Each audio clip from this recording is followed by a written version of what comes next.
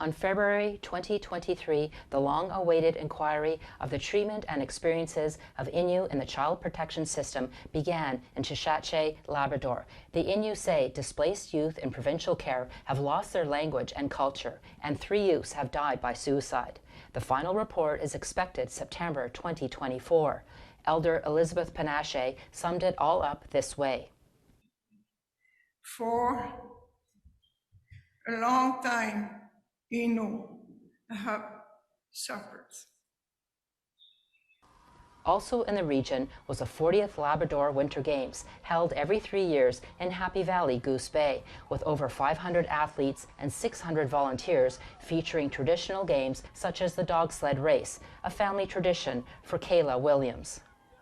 It's awesome. I think it's really important to teach them about the history of the dog racing in our family and to try to keep the tradition alive.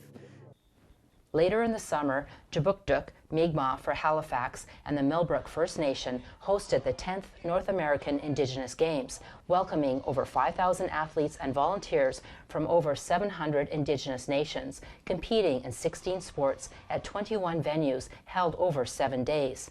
Devin Evans is from Norway House Cree Nation in northern Manitoba. His determination helped him make Team Manitoba. So I was waking up 5 o'clock in the morning every day practicing, and then after that, eat and all that, do everything, and then I practice again later at 3 or 4. So I worked really hard to get here and to be on this team.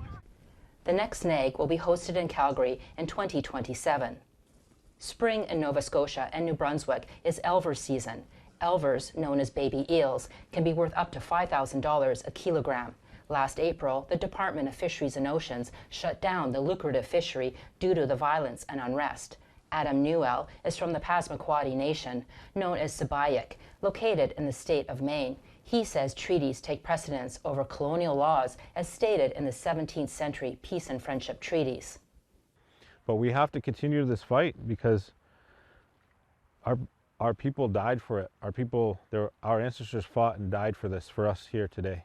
And we're going to honor them. We're going to honor their deaths. We're going to honor that by continuing to fish in a very management way, in a very conservation way. In New Brunswick, the Wolastoqey Chiefs announced a partnership with a foreign forestry company, the AV Group. The deal included forestry management and a land transfer. Yet at the same time, the group is one of 6 companies named in a lawsuit filed by the Wolastoqey Chiefs in 2021, seeking Aboriginal title to their traditional territory. Not only to other forestry companies, but to all other companies who wish to sort of do business within this province. It isn't just the provincial crown you have to sort of build a relationship with. It's the original inhabitants of this land. Last September, APTN News obtained an internal report titled Indigenous Identity Fraud within Native Council of Nova Scotia, or NCNS. Alleges more than 300 members of the NCNS should be removed. Part of it states that 300+ members cannot provide objectively verifiable evidence of Indigenous ancestry. This is 1/3 of the active membership. Native Studies professor Kim Tallbear says identity fraud in general is harmful. Because this is one of the problems we have with pretendians. They insert themselves into positions of power. They use those identity claims in order to gain power, to gain positions, to gain access to grants, to hunting rights, to fishing rights. They're using it in order to get something. In 2019, 4 NCNS members filed a class action lawsuit against the Nova Scotia government, asking for $40 million in damages and to reinstate moose hunting rights. The Nova Scotia Attorney General is appealing the class action certification. Those were some of the stories for 2023 in Atlantic Canada. Angel Moore, APTN National News, Jabukduk, also known as Halifax.